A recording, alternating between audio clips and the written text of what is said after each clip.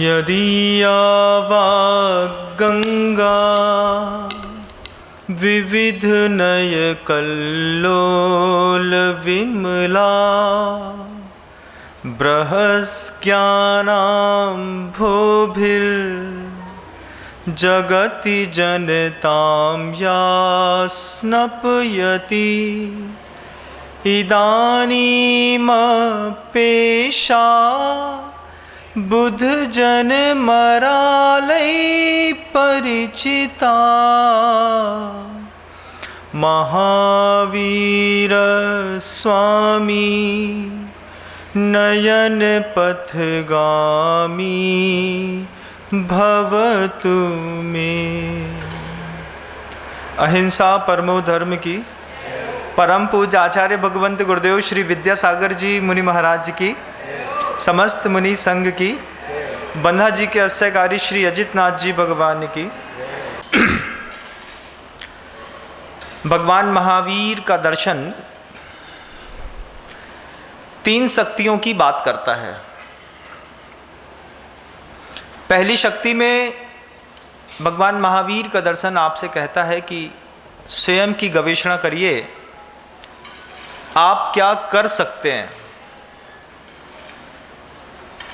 द्वितीय गवेषणा भगवान महावीर का दर्शन पूछता है आपसे, आप क्या करा सकते हैं। और तीसरे दर्शन की शक्ति कहती है, आप क्या होता हुआ देख करके प्रसन्न हो सकते हैं। इन तीन चीज़ों में जीवन का, अपने अंतर्मन का बहुत गहरा रहस्य छुपा हुआ है। पहली शक्ति है अंतर्मन की, आप क्या कर सकते हैं। दूसरी शक्ति कहती है आप क्या करा सकते हैं। और तीसरी शक्ति है क्या होता हुआ देख करके आप प्रसन्न हो सकते हैं। तीसरी शक्ति से शुरुआत करते हैं। ऐसी कौन सी कितनी धार्मिक क्रियाएं हैं, ऐसा कौन सा सुखद वातावरण है जिसको देख करके आपको अपने अंतर्मन में प्रसन्नता होती है। कभी अपने अंतर्मन से शांत भाव होकर के पूछिएगा, जब सामने वाले के घर के अंदर रेड पड़ती है तब आपके हृदय में खुशी की लहर दौड़ती है। जब सामने वाले की दुकान में भीड़ रहती है तब हमारे मन के अंदर कभी इस बात की प्रसन्नता नहीं होती कि इसका पुण्य कितना तेज है, रोज सुबह से लेकर शाम तक धन का उपार्जन करता है। जब सामने वाले दान देता है तब हृदय में प्रसन्नता का भाव पैदा नहीं होता। जब कोई हमसे दान मांगता है उस वक्त हम किसी व्यक्ति की ओट ढूंढना पसंद करते हैं कि कोई देख न ले, कहीं बोले कि भैया तुमको भी ऐसा करना पड़ेगा। अपने अंतर्मन में शांत बैठ करके गवेषणा करने का विषय है। दूसरे का जीवन बहुत देखा है हमने। कभी अपने अंतर्मन से पूछिएगा, जब अपने ही घर का भतीजा कलेक्टर बन जाता है तो ताई को खुशी होती है कि गम होता है। जब अपने ही घर में छोटे भाई की दुकान बहुत अच्छी चलती है तब बड़े भाई के अंदर आकुलता होती है कि प्रसन्नता होती है। भगवान महावीर का दर्शन है, वो दर्शन तीन शक्तियों की बात करता है। अंतिम शक्ति में कहता है क्या वस्तु को देख करके, कौन सी क्रिया को देख करके आपको प्रसन्नता होती है हृदय के अंदर। सबसे पहले अपने हृदय की प्रसन्नता की शक्ति से अपने धार्मिक होने की परिस्थितियों का निर्माण करने की कोशिश करिएगा। मंदिर में आकर के चांदी की थाली में चांदी का द्रव्य चढ़ा करके आप चले गए, यह आपके धार्मिक होने का प्रमाण नहीं है। आपके धार्मिक होने का प्रमाण है कौन सी चीज़ों को देख करके हृदय में अंतरंग से मन का पपीहा कुहू कुहू कुहू कुहू बोलता है, बहुत अच्छा, ऐसा होना चाहिए, ऐसा होना चाहिए। जब कोई मंदिर के अंदर एक वेदी के लिए दान की घोषणा करता है तो अंदर के भाव उठता है, एक नंबर के चोर हैं, दो नंबर को पैसा कमा लो सो आज दान देवे आ गए। ऐसे भाव अंदर उठते हैं क्या? देखो उठते होंगे, ऐसी मन के अंदर इस तरीके की ऊर्जा का स्खलन होकर के गलत चीज़ों में हमारी दृष्टि में प्रसन्नता इतनी ज़्यादा बढ़ चुकी है कि एक भी सत्कार करने से पहले हम 1000 बार सोचते हैं, और हर पाप के काम में मन सबसे पहले तैयार हो जाता है।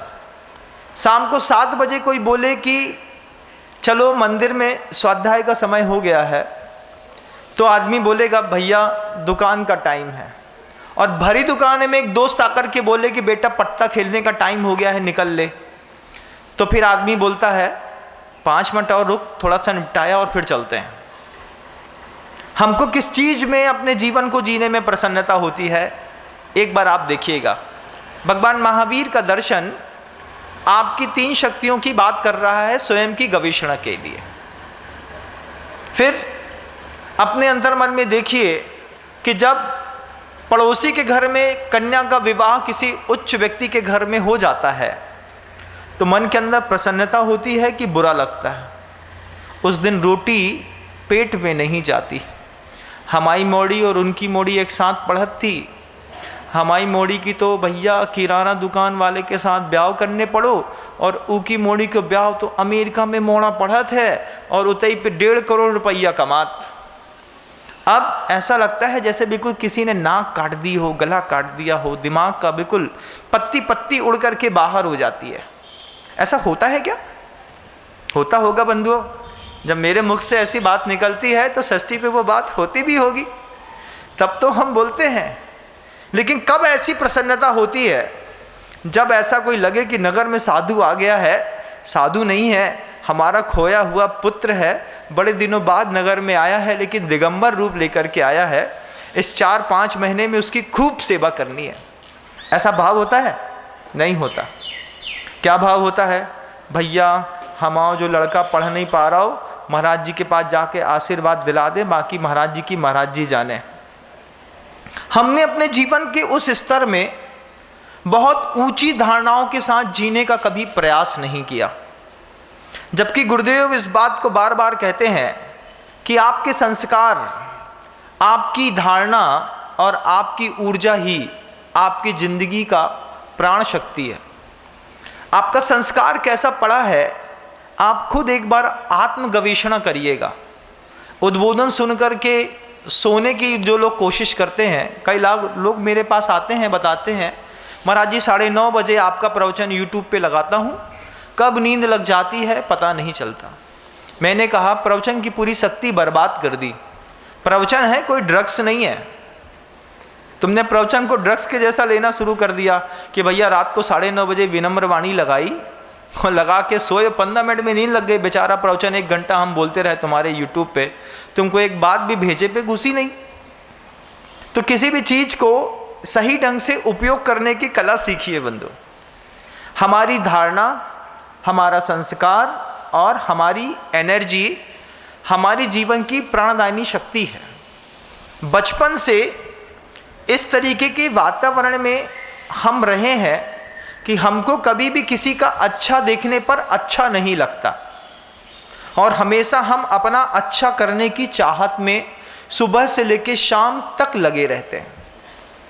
हासिलाई शून्य आता है बंधु। ध्यानेन चेदुवे लभ्ये क्वाद्रियांताम विवेकिनः। आचार्य पूज्यपाद भगवंत इस बात को बार बार कहते हैं कि आपके ध्यान में जिस संस्कार का पल्लवन, पोषण, स्थितिकरण बना हुआ है, आपको जीवन में बस वही मिलने वाला है।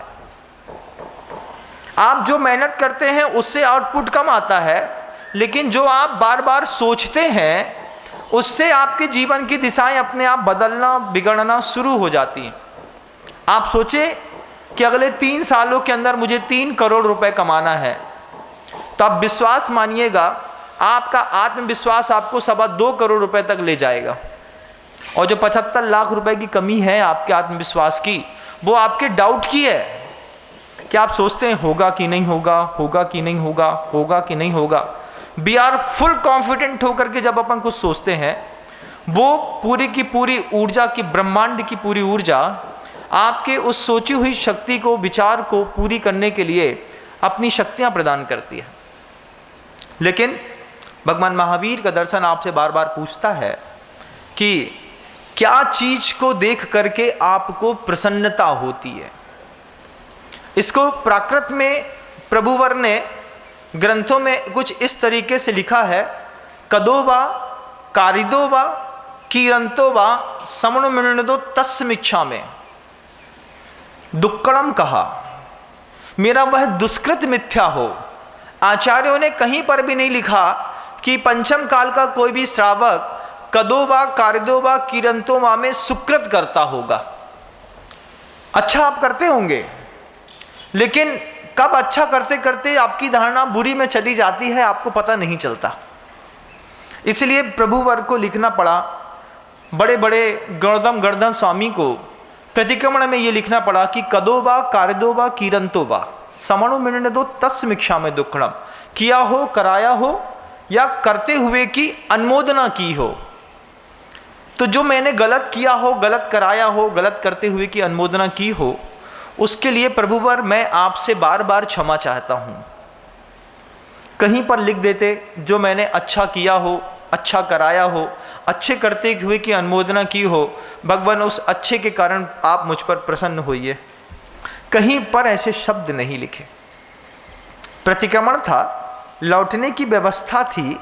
उस लौटने की व्यवस्था में 3 शक्तियों के लिए दर्शन बार बार पूछता है कि क्या देख करके मन प्रसन्न होता है। माँ जिनवाणी हाथ में आती है तो उसके प्रति गौरव बढ़ता है कि बोझ बढ़ता है, क्योंकि हमारी आदत ही कुछ और है। आदत कैसी है कि एक साधु और एक राजा की आपस में मुलाकात हो गई। साधु जंगल में बैठे थे और राजा आकर के बोलता, क्या बियाबान जंगल में शेर, चीते, कुत्ती, बिल्ली के बीच में बैठे हैं, चलिए राजमहल दिखाते हैं, क्या खूबसूरत लगता है। साधु को राजा जो है अपने राजमहल ले गया। राजमहल में साधु 3 दिन तक रहा। 3 दिन बाद कहता है कि मुझे यहाँ पर मन नहीं लगता। क्यों? यहाँ पर कोई बहुत अच्छी व्यवस्थाएं नहीं है। राजमहल में राजा कहता है कि यहाँ पे दुनिया का अतुलनीय वैभव है, तुम्हें अच्छा नहीं लगता?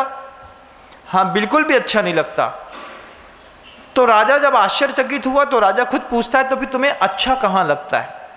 बोले चलो मैं लेकर के चलता हूँ, मुझे अच्छा कहाँ लगता है। चमड़े की बस्ती में वो साधु राजा को ले गया। हर घर के अंदर चमड़ा छीला जा रहा था, संभाला जा रहा था, घनघोर बदबू आ रही थी। उसके चौराहे में जाकर के साधु बैठ गया और बैठ करके बोलता है, देखो यहाँ कितनी शांति है, कितनी निराकुलता है, कितना सौंदर्य है, कितना अद्भुत आनंद आ रहा है।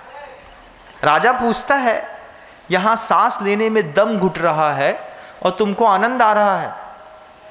तब साधु कहता है, ये तो आदत की बात है कि तुमको राजमहल में रहने की आदत है, इसलिए तुमको राजमहल अच्छा लगता है, और मुझे इस चौराहे में बैठ करके फिर भी धर्म ध्यान करने की आदत है, इसलिए मुझे यहाँ पर बदबू नहीं आ रही, तुमको बदबू आ रही है। कई लोगों को ऐसा होता होगा जीवन में, घर में देखिएगा आप कभी, कि आपको जहाँ पर रहने की आदत पड़ गई है, आपको वहाँ पर कभी बदबू नहीं आती। और अगर राजमहल की कोई कुंजी हाथ में रख दी जाए, माँ जिनवाणी रख दी जाए, तो बात समझ में नहीं आती, लेकिन व्हाट्सएप पे रील और फेसबुक समझ पे आता है, मोबाइल समझ में आता है, नॉवेल समझ में आता है, मूवीज समझ में आती हैं, माँ जिनवाणी समझ में नहीं आती। आदत की बात है, बस जो लग गई आदमी उसके पीछे लग गया। लेकिन ये संस्कार धीरे धीरे बड़े होकर के अंतिम पड़ाव पर एक ऐसे स्थान पर पहुंचा के खड़ा करते हैं जहां पर लिखा होता है, आगे रास्ता बंद है बंधु। माँ जिनवाणी कितनी बार क्या सोचने के लिए और क्या समझने के लिए प्रेरणा देती है। इतनी मोबाइल कभी प्रेरणा नहीं देते। मोबाइल मन के वेग को प्रताड़ना देते हैं। जो चीज़ कभी देखी नहीं है, जो चीज़ कभी सुनी नहीं है, जो चीज़ कभी अनुभूति में नहीं आई है, जिसका कभी स्पर्शन नहीं किया है, वैसी चीज़ें, वैसे पाप को करने के लिए मोबाइल से पहली बार में प्रेरणा मिलती है और आदमी तुरंत लग जाता है कि अब मुझे वो चाहिए। आपका मन क्या देख करके प्रसन्न होता है, एक बार आप सोच करके अपने आप को खुद विचार करिएगा। जब अंदर से ऐसा भाव पैदा हो कि दुनिया में एक भी सुकृत को देख करके मेरे मन के अंदर आज तक कभी भी आनंद की अनुभूति नहीं हुई, तब अपनी निंदा प्रभु जी के दरबार में आकर के करिएगा। दूसरी शक्ति है, क्या करा करके, क्या कराने की आपके अंदर सामर्थ्य है। मैं क्या कर सकता हूं, मैं क्या करा सकता हूं, और क्या देख करके मुझे प्रसन्नता होती है। ये तीन शक्तियां भगवान महावीर का दर्शन आपके सामने रख रहा है। अब आप दूसरी शक्ति पे विचार करिएगा, क्या कराने में आपको आनंद आता है। किसी को मंदिर ले जाने की प्रेरणा देने में आनंद आता है कि किसी के कान भरने में आनंद आता है। कभी किसी से कहा, दीदी हम अच्छी द्रव्य लेके आए हैं, आज तुम पूजा कर लो हमारे बदले, हम स्तोत्र पाठ कर ले। भाई बेटो कछु न कहो, बड़े घर की आए, बेकाय को पूजा कर हैं। अब उसके बड़े घर की बहुओं की मजबूरी भी तो समझो, हो सकता है वो पूजा करना चाहती हो लेकिन नहीं कर पा रही। लेकिन कभी भी हम किसी को मंदिर तक ला करके खड़ा नहीं किया। हमने कभी किसी संपन्न व्यक्ति को देख करके उसके घर में जाकर के इस बात की प्रेरणा कभी नहीं दी, क्या करा सकते हैं आप। कभी आपने अपनी ताकत का अनुभव किया है, क्या करा सकते हैं। आचार्य श्री जी को देखिएगा, वो जिसको मुस्कुरा करके देख देते हैं वो भी बोलते हैं मैं क्या करा सकता हूं, ये तो जब व्यक्ति मेरे सामने आता है तब मैं बताता हूं। जिसकी कुछ देने की ताकत नहीं होती है, गुरुदेव उससे उसका पुत्र ले लेते हैं। जिसकी कुछ देने की ताकत नहीं होती है, वो गुरु जी के सामने लाखों करोड़ों रुपए दे करके चला जाता है। गुरुदेव आपका आशीर्वाद है तो सब हो जाएगा। बोलते हैं अपनी शक्ति देखिए, आप क्या करा सकते हैं सामने वाले से, आप क्या कर सकते हैं, इसकी तो अभी बात ही नहीं कर रहा हूं। अभी तो ये बात कर रहा हूं कि आपके घर के बगल से जिस जैन बंधु है, जिसकी दुकान बहुत चलती है, अथाह पैसा है, घर के अंदर विप्लव है, कभी आप उसके घर के अंदर जाकर के इस बात को बोला कि बंधा जी के अजितनाथ भगवान के दरबार में तुम्हारे घर में इतना पैसा बढ़ रहा है, एक प्रतिमा प्रतिष्ठित कर दो, तुम्हारे घर का सौभाग्य और बढ़ जाएगा। हम कैसे बोल दें, हम बोल दें उनको पुण्य और बढ़ जाए, उनको पुण्य और बढ़ जाए। अबे 3 बिल्डिंगें हैं, वो सामने वाले की दुकान और खरीद ले और दुकान चलन लगे तो हमें भारी दिक्कत हुई है, क्योंकि हमको कुछ और देख करके प्रसन्नता होती है। जब किसी के घर में कोई संपन्न व्यक्ति शांत हो जाता है, तब हमारे मन के अंदर थोड़ी शांति मिलती है। भैया अब उनकी दुकान में कोई बैठवे वालों नहीं बचो, अब तो इनकी दुकान मिटी, कल मिटी नहीं तो परसों मिटी, ये सोच के तो आनंद आता है। लेकिन जब किसी के घर के अंदर पुत्र का प्रसव होता है तो कभी ये नहीं सोचते हैं कि और विरासत संभालने के लिए महान व्यक्ति ने जन्म ले लिया है, इसके सौभाग्य की रक्षा करना, उसके संस्कार की रक्षा करना भी हमारा कर्तव्य है। हमारी धारणाओं का खेल है बंधुओं। हम जिस तरीके से इस जीवन के बहाव में बह रहे हैं, एक बार किसी भी पत्थर का सहारा लेकर के रुक करके थोड़ी देर सोचिएगा, मैं क्या करा सकता हूँ। भिड़ाने के 1000 उपक्रम किए होंगे आपने, ना चाहते हुए भी दिलों में आग लगाई होगी।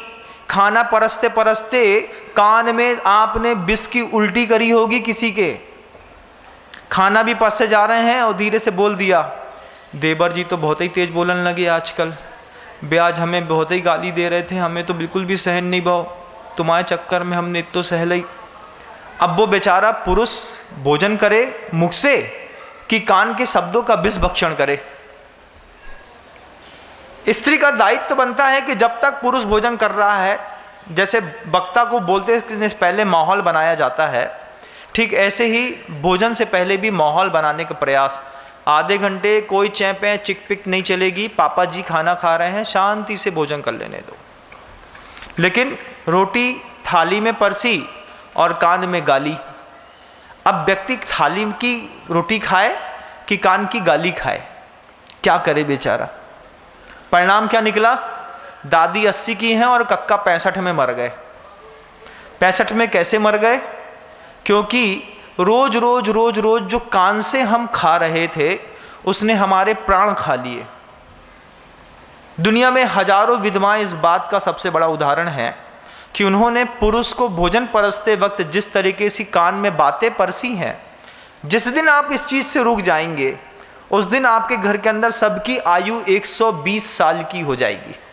भगवान महावीर स्वामी ने उत्कृष्टतम आयु पंचम काल में 120 साल की बोली है।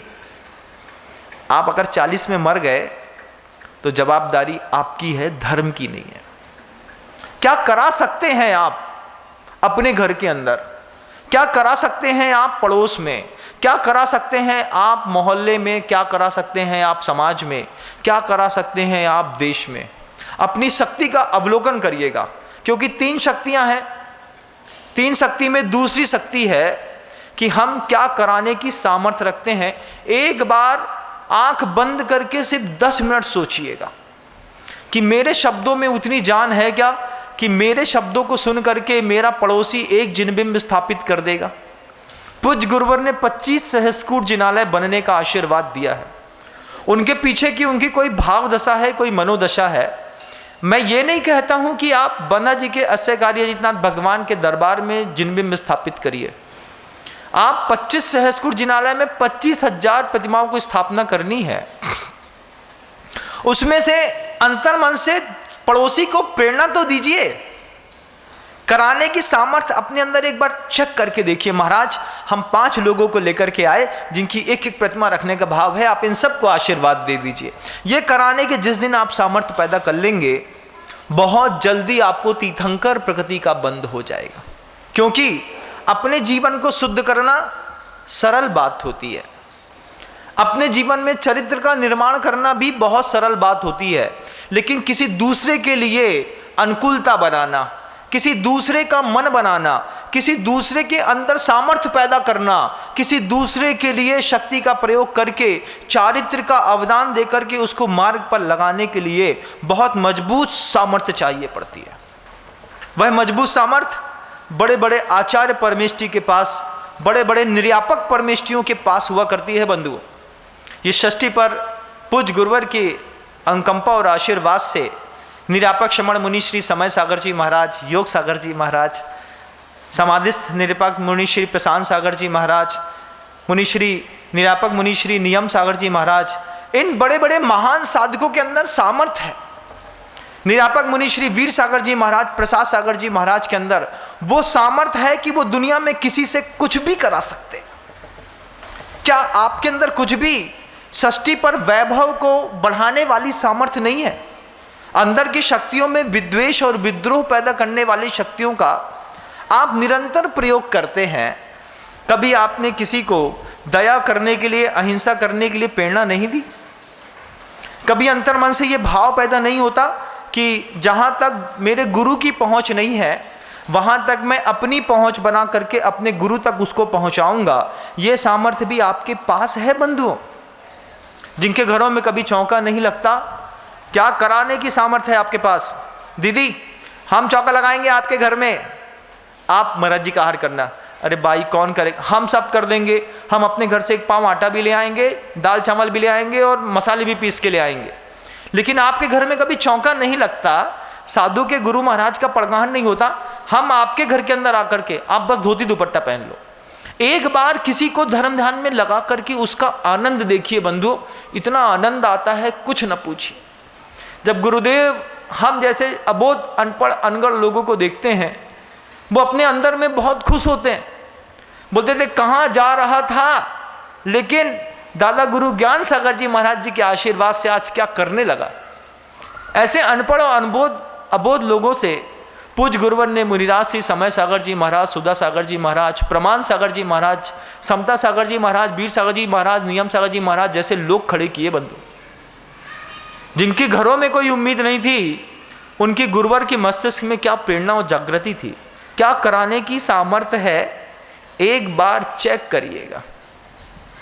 क्या देख करके आनंद आता है, अपने अंतर मन से एक बार जरूर पूछिएगा कि कभी भी कोई भी शुभ प्रवृत्ति देख करके मेरे मन के अंदर आनंद क्यों नहीं आता?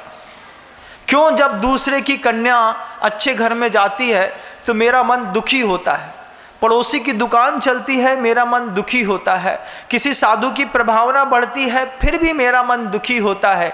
कोई व्यक्ति दान देता है, मेरा मन दुखी होता है। उसमें दुख की बात क्या है? क्या बात है? उसका पुण्य है, उसने अपने पुण्य से कोई वस्तु को प्राप्त किया है।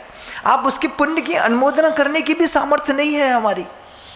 बहुत अच्छा कह करके किसी को मार्ग में लगाने वाले साधक बहुत कम मिला करते हैं बंधु। अपने जीवन को समृद्ध करना बहुत सरल, अपना परिवार को समृद्ध करना भी बहुत सरल, लेकिन पूरी दुनिया को समृद्ध करने वाले ऐसे प्रभु भगवान श्री महावीर जैसे लोग धरती पर बहुत कम अवतरित होते हैं। आज गुरुवर को देखिए, आप लोगों पर अनुकंपा करके कि षष्ठी पर तुम लोगों के दिमाग में पाप का भार ज़्यादा ना बढ़े, इसलिए गुरुवर ने 25 सहस्त्रकूट जिनालय, बड़े बड़े जिनबिंब, बड़े बड़े जिनालय बनने के लिए आशीर्वाद निरंतर देते चले जा रहे हैं। बार बार गुरुदेव कहीं भी जाते हैं, एक नए जिनालय की कल्पना सामने खड़ी कर देते हैं। पूछा गुरुवर से, कौन पूरा करेगा? बोले पुण्य है ना, माँ भारती का पुण्य है, जिनेंद्र देव के उस जिनकुल का पुण्य है। अपने आप लोगों के घर में धन आएगा और कोई ना कोई तो करा ही देगा, कहीं ना कहीं से तो वो पूरा हो ही जाना है। लेकिन वे जैन बंधु सो रहे होते हैं। आपके बगल वाला पड़ोसी जो कभी मंदिर नहीं आता, आपके बगल वाले पड़ोसी ने जब भी दान नहीं दिया, चौका नहीं लगाया, तीर्थ क्षेत्र की यात्रा नहीं करी, कभी सम्मेद शिखर जी नहीं गया, क्या उसको सम्मेद शिखर जी कराने की सामर्थ्य नहीं है तुम्हारे पास? क्या तुम्हारी शक्ति, वचन की शक्ति इतनी भी कारगर नहीं है कि तुम्हारे कहने पर कोई 2, 5, 50 लाख रुपए छोड़ देगा? प्रेरणा दीजिए पूरी दुनिया के लोगों को और प्रेरणा को सेंट्रलाइज करिए। जब प्रेरणा एक स्थान पर गिरेगी तो पूरी देश में तहलका मचेगा बंधु। पूरे देश में अभी चातुर्मास के कलश की स्थापनाएं हो रही हैं, हर जगह हो रही हैं। मैं हर जगह की सुन रहा हूँ, कहीं पर 1 करोड़, कहीं पर 1.25 करोड़, कहीं पर 2 करोड़, कहीं पर 5 करोड़, कहीं पर 11 करोड़। गुरुवर के आशीर्वाद से गुरुदेव के संगत शिष्यों में वो वैभव श्रावकों के साथ आ गया कि जब वो चातुर्मास कलश की स्थापना करते हैं तो दान देने की होड़ लग जाती है। परसों ही बड़े महाराज जी ने मुझसे कहा, मुनिराज श्री वीर सागर जी महाराज मुझसे बोल बैठे, कल विनम सागर तुम ऐसी चातुर्मास की स्थापना करना जिसमें सामान्य व्यक्ति 2.5 द्वीप में विराजमान प्रत्येक साधु परमेष्ठी के चातुर्मास की कलश स्थापना का सौभाग्य ले सके। मैंने कहा महाराज जी कैसे करना है आप बता दीजिए। बोले इतनी न्यूनतम राशि रखो कि 4 महीने में हर घर में एक कलश बना जी के अजितनाथ भगवान का जाना चाहिए। जब निरापक्षपण मुनि श्री वीर सागर जी महाराज का ये उपदेश, ये आदेश मेरे पास आया, मैं सोचता रहा कि अभी तो सोच रहा था कि 5 बड़े बड़े कलश रखूंगा और दुनिया के वे 5 कद्दावर लोगों के सामने लाके खड़ा करूंगा जिससे लोग देखते रह जाएं। तो वीर सागर जी महाराज बोले जो लोग नहीं ले पाते हैं उनको कितना दुख लगता होगा, कभी तुमने सोचा है? वो भी सोचना। मैंने कहा महाराज जी आप बताइए क्या करें? तो बोले बिक्री इतना सहज कलश रखो कि इस बार बन्हा जी के अजितनाथ भगवान के में चातुर्मास कलश स्थापना का सौभाग्य हर व्यक्ति ले सके दुनिया का। मैंने सोचा तो फिर मैंने प्रकल्प लगाया कि 1,11,000 रुपए की राशि मात्र का एक कलश, और वह भी कलश 4 महीने में आप धीरे धीरे धीरे करके दीपावली के पहले पहले राशि जमा कर सकते हैं। लगे तो 51,000 रुपए का एक छोटा सा और कलश लेकर के एक चातुर्मास कलश की स्थापना कर सकते हैं। 21,000 रुपए का छोटा सा कलश लेकर के भी चातुर्मास की स्थापना कर सकते हैं। मैंने महाराज जी से पूछा ऐसी व्यवस्था रखूं तो ठीक रहेगा? गुरुदेव की कृपा से महाराज जी ने इतनी अनुमोदना करी कि बोले ये बड़ा सौभाग्य होगा पूरी दुनिया का कि बन्हा जी के अजितनाथ भगवान के दरबार में 2.5 द्वीप में विराजमान जितने भी साधु परमेष्ठी हैं उन सारे के सारे साधु परमेष्ठियों का निर्विघ्न चातुर्मास संपन्न हो। इस भावना के साथ मैं चाहता हूं दुनिया का प्रत्येक व्यक्ति यहां पर एक कलश की स्थापना करे। अपनी ताकत आजमाइएगा, क्या कर सकते हैं आप एक बार देखिएगा, और क्या कराने की सामर्थ्य है ये भी देखिएगा। स्क्रीन पर नंबर दिखाई देते हैं आपको, वे स्क्रीन पर नंबर 24 घंटे ऑन रहते हैं। रात को 2:30 बजे भी आप फोन लगाएंगे तो वो उठा लेते हैं। उनको बोलिएगा कि गुरुवर के उस चातुर्मास कलश की स्थापना में 1,11,000 रुपये की राशि का एक कलश मेरा भी लिख लीजिए, 51,000 रुपये की राशि का एक कलश मेरा भी लिख लीजिए, 21,000 रुपये की राशि का एक कलश मेरा लिख लीजिए। और EMI वाली व्यवस्था है बिल्कुल बंधुओं, 4 महीने में धीरे धीरे धीरे धीरे करके आप क्या करने की सामर्थ्य है और क्या कराने की सामर्थ्य है, दोनों सामर्थ्य का अंदाजा आप खुद निकाल सकते हैं। बात अच्छी लग रही है ना? लगनी ही चाहिए, क्योंकि दुनिया में वो जो लोग मुझे स्क्रीन पर देख रहे हैं, मेरी नज़रों से ओझल है लेकिन मेरे दिल से कोई भी व्यक्ति ओझल नहीं है बंधु। जब स्क्रीन पर आप मुझे देख रहे होते हैं तो आप ये मत समझिए कि महाराज ने किसी और के लिए कहा है, मैंने आपके लिए ही इस बात को कहा है कि आप भी एक कलश की स्थापना जरूर कर सकते हैं। 2 दिन बाद से लेकर के दीपावली के अंतिम दिन से पहले दिन तक आप चाहें तो यहाँ पर मुनि महाराजों के चातुर्मास की कलश की स्थापना का एक सौभाग्य ले सकते हैं। अपना अपना मन बनाइएगा बंधु, क्योंकि कराने की सामर्थ्य, भगवान महावीर ने 3 शक्ति का वर्णन किया। क्या कराने की सामर्थ्य है आपके अंदर? क्या सामर्थ्य है? बगल में वो जो महानुभाव अरबपति खरबपति हैं, उनके घर में परिवार का प्रत्येक सदस्य जाकर के धक्का लगाए, भाई साहब हमारा ऐसा भाव है, आपके परिवार से एक चातुर्मास कलश की स्थापना होनी चाहिए। मुस्कुरा करके, अच्छे से बोल करके, ये भी भाव है महाराज कि भैया ये भाव है कि आपके माध्यम से वहाँ पर एक जिनबिंब रखो, आपके परिवार के लिए बहुत अच्छा रहेगा। हमें आपके परिवार की समृद्धि देख करके बहुत खुशी होती है। आप किसी परिवार में जाकर के इन शब्दों का प्रयोग करके देखिए, आपको लगेगा हम दान दे तो ना पाए, लेकिन हमने इतने सारे लोगों को दान देने के लिए प्रेरणा दे दी, इसका भी 6वां हिस्सा आपके हिस्से में आने वाला है बंधु। क्या कराने की सामर्थ्य है? और फिर एक बार अंतर मन में देखिएगा, क्या करने की सामर्थ्य है। अपनी शक्ति छुपा करके जब कभी भी आप आवश्यक करते हैं अपने देव पूजा, गुरु पास्ति, स्वाध्याय, संयमः, तपः, दानम चेति गृहस्थानाम षट्कर्माणि दिने दिने, भगवंत गुरुदेव कहते हैं कि इस 6 कर्मों में अपनी शक्ति को छुपा करके जो आप करते हैं, इसका बदला प्रकृति आपसे आगे चल के जरूर लेगी। शक्ति को छुपा करके द्रव्य चढ़ाते हैं, मंदिर की द्रव्य चढ़ा के चले आते हैं।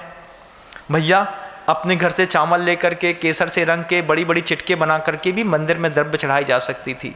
देव पूजा करने का वैभव मंदिर में रखी थालियों से नहीं, आपके घर की निकली हुई थालियों से पता चलना चाहिए।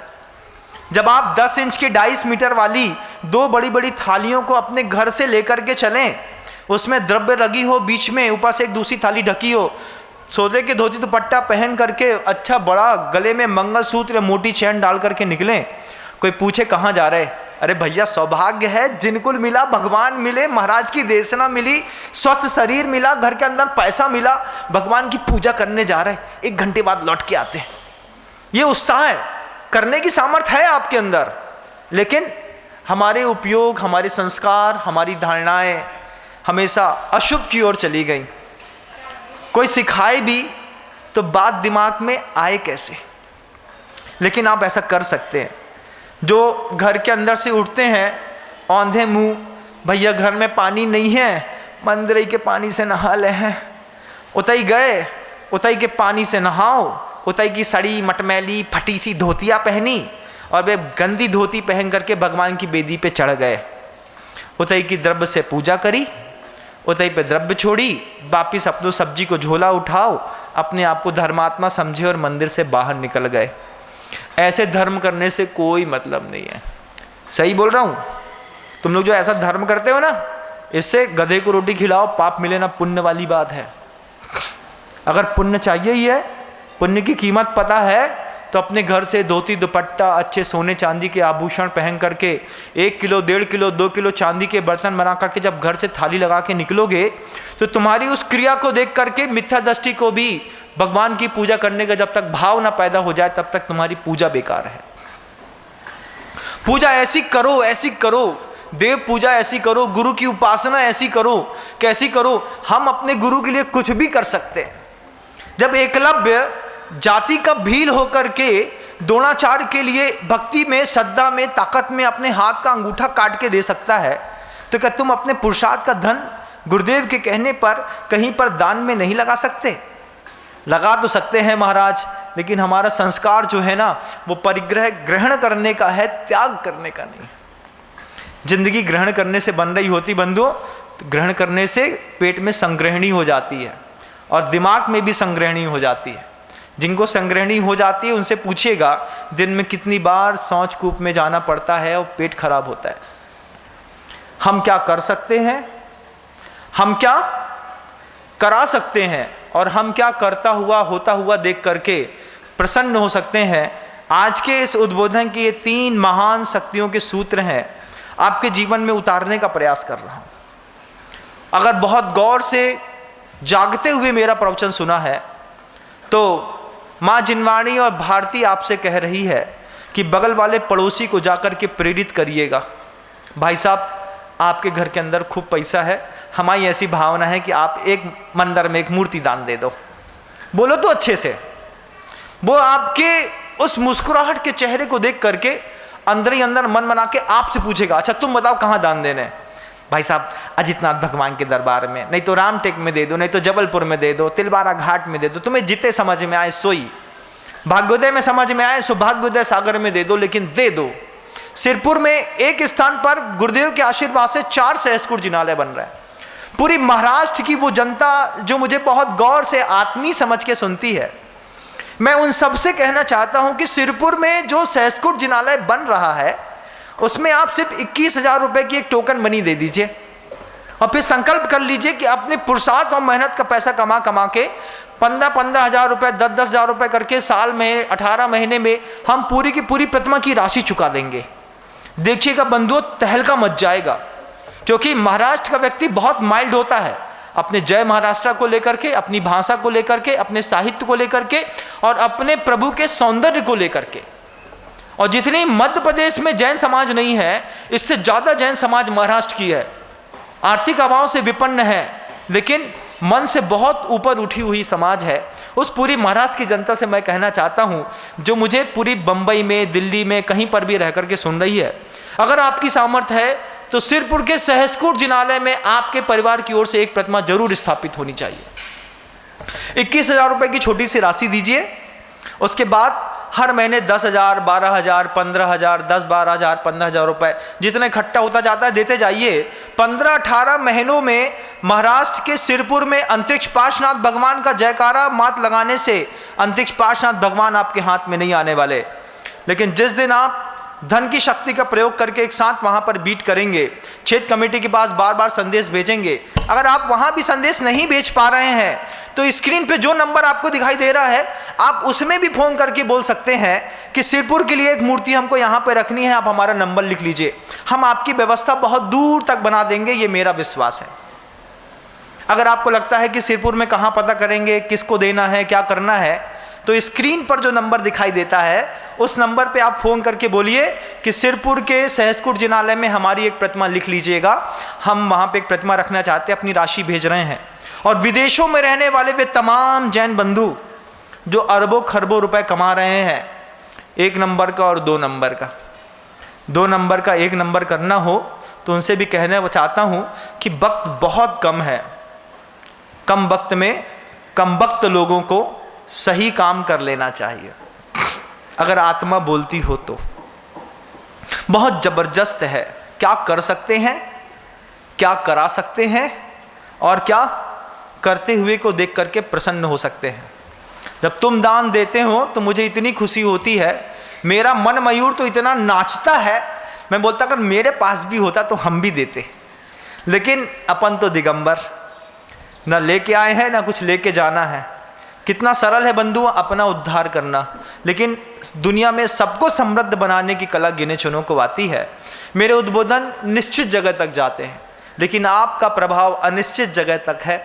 आप शाम को भी फ़ोन लगा सकते हैं, सुबह फ़ोन लगा सकते हैं, पड़ोसी के घर में जा सकते हैं, घर के अंदर से थोड़े से मखाना लेकर के चले जाओ, कछु नहीं तो बतासा लेकर के चले जाओ। भाई साहब, हम पति पत्नी ई के लाने आए थे कि आपके घर से एक दान हो जाता तो बहुत अच्छी बात होती। ये छोटा सा दान इस अहिंसक संस्कृति को अगले 3000 वर्ष तक जीवित रखने की कसम खा करके दिया जाएगा। आप अपने घर में कुछ भी सामग्री लेकर के आइएगा बंधु, 2, 4, 6, 8 महीने में खराब हो जाएगी, लेकिन आपके पैसे से एक जिनबिंब जब स्थापित होगा, अगले 21,000 साल तक किसी की सामर्थ्य नहीं है उस जिनबिंब को नष्ट कर दे। क्योंकि अभी जितने भी जिनबिंब नष्ट हुए हैं वे सब पाषाण के थे। गुरुदेव ने बहुत ऊंचा और बहुत दूर का सोच करके इस बार स्थापित किया है। हर जिनबिंब अष्ट धातु का बनेगा। कोई आताताई आकर के उसको तोड़ना भी चाहेगा 1000 बार भी, तो भी उसको बहुत पुरुषार्थ करना पड़ेगा। ऐसे महानतम जिनबिंबों को स्थापित करने का सौभाग्य है, बहुत सारी चीज़ों को सामने पाने का सौभाग्य है, और अपनी शक्ति को भी खोजने का सौभाग्य है कि गुरुदेव के वचन भगवान महावीर स्वामी बार बार दर्शन में कह रहे हैं। 3 शक्तियों का प्रयोग देखिएगा। आप क्या कर सकते हैं, आप क्या करा सकते हैं, और क्या करता हुआ होता हुआ देख करके आप प्रसन्न हो सकते हैं। बंधुओं, आप दान दे भी सकते हैं, आप दूसरे को दान दिलवा भी सकते हैं, आप पूजा कर भी सकते हैं, दूसरे को पूजा करवा भी सकते हैं, आप अपने घर में चौका लगा भी सकते हैं, दूसरे के घर में चौका लगवा भी सकते हैं, आप स्वाध्याय कर भी सकते हैं, दूसरे को स्वाध्याय करवा भी सकते हैं, आप अपने घर के अंदर तप कर भी सकते हैं और अपनी प्रेरणा दे करके दूसरे से तप करा भी सकते हैं। बंधुओं, विवाद के लिए तो बुद्धि ने कई बार अपना दिमाग चलाया है, वचन वर्गणाओं का प्रयोग किया है, मनोवर्गणाओं का प्रयोग किया है। ये षष्ठी का सबसे सुंदरतम समय है। इस सुंदरतम समय में आषाढ़ महीने में पूरी दुनिया के लोगों ने प्रयास किया, सफल नहीं हुए। लेकिन सावन का ये जो 2 महीना है बंधुओं, मैं दुनिया के तमाम जैनों से कहना चाहता हूँ, अपने पड़ोसी को प्रेरणा दीजिएगा धर्म करने की, पुरुषार्थ करने की, पूजा करने की, अभिषेक करने की, शांति धारा करने की, शांति कलश को स्थापित करने की भी प्रेरणा दीजिएगा। अजितनाथ भगवान के दरबार में 1 अगस्त को पुनः शांति कलश की स्थापना होने जा रही है। अंतिम शांति कलश की स्थापना 30 अगस्त को होगी बंधुओं। 30 अगस्त को रक्षाबंधन है। रक्षाबंधन में प्रायः करके लोग अपने घरों में रहना पसंद करते हैं। आप ऐसा ना सोचें कि जिंदगी भर आपको यहाँ पे शांति कलश स्थापित करने का सौभाग्य मिलेगा। आपको ऐसा लगता है कि इस बार मुझे शांति कलश रखना है, तो मैं ऐसा मानता हूँ कि 1 अगस्त को दुनिया के तमाम लोगों को आकर के यहाँ पे अपने शांति कलश की स्थापना करनी चाहिए। यह बन्ना जी का असर क्षेत्र है। देवताओं को भी आश्चर्यचकित करने वाले अजितनाथ भगवान की ऐसी मनोहारी मूर्ति है यहाँ पर कि एक बार अभिषेक करके आप अपनी जिंदगी का पूरा पासा पलट सकते हैं। यहाँ पर एक जिनबिंब स्थापित करके अपने घर में चलने वाली बैलगाड़ी को सूर्य के रथ में परिवर्तित कर सकते हैं, अपना सौभाग्य जगा सकते हैं। बहुत कुछ बोल गया, बहुत कुछ बोलना बाकी है। कल पुनः प्रयास करूँगा आप सबके बीच में आने का। लेकिन आज की इस शक्ति को अगर आपने सुना है अंतर मन से, तो मैं ऐसा मानता हूँ कि आप अपने इष्ट मित्र को प्रेरित करेंगे, जरूर बोलेंगे एक जिनबिंब स्थापित करने के लिए। सामर्थ्य है तो 5 जिनबिंब, 10 जिनबिंब, 100 जिनबिंब, किसी की सामर्थ्य है पूरा सहस्कूट जिनालय बनाने की भी, तो स्क्रीन पर दिखाए नंबरों पर आप संदेश भेजेंगे। वो संदेश सीधा मेरे पास तक पहुंचेगा ऐसा मैं मानता हूं, क्योंकि वे लोग जो बहुत समर्पित भाव के साथ आपकी सेवा करने के लिए, आपके दान को सुव्यवस्थित करने के लिए लगे हुए हैं, वे भी बहुत बड़े सौभाग्यशाली और अनुमोदना के पुण्य के पात्र हैं। उनके भी पुण्य की अनुमोदना करते हुए उनको भी साधुवाद देता हूँ और भावना रखता हूँ आप भगवान महावीर के दर्शन की 3 शक्तियों का प्रयोग करें। हम क्या कर सकते हैं, हम क्या करा सकते हैं, और हम क्या करता हुआ होता हुआ देख करके प्रसन्न हो सकते हैं। शब्दों के साथ विराम लेता हूँ। गुरुदेव श्री विद्यासागर जी महाराज। जा वाणी के ज्ञान से सूझे लोकालोक, सो वाणी मस्तक नमु सदा देत हूँ धोख। माँ जिनवाणी भारती तोहे जपो दिन नयन, जो तेरी शरणा गहे सो पावे सुख।